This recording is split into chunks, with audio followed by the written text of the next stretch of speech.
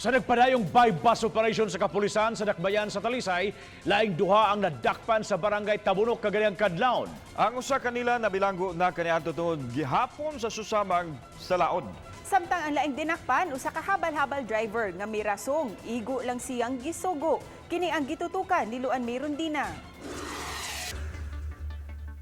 Balik bilangguan ang 48 anyos nga si Ernesto Kungson human makuhai og moabot sa 5.33 grams sa gituoang shabu. Si Ernesto nabilanggo na niadtong 2001 sa Cebu City Jail tungod sa paghupot og idiling drogas. Ning higayuna nasikop siya sa Talisay City Police nga naaktuhang nagpayuhot og idiling drogas.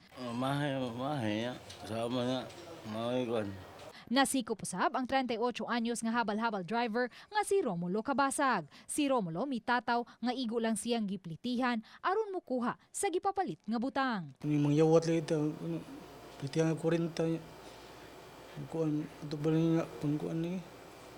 Puno sa mga na kuanan man sa kuan abta mas daotang panahon. Gilusad ang buy-bus operation tungod sa mga reklamo nga nadawat sa Talisay City Police gikan sa pipila ka mga concerned citizen. Luan Merondina, Balitang Bisdak.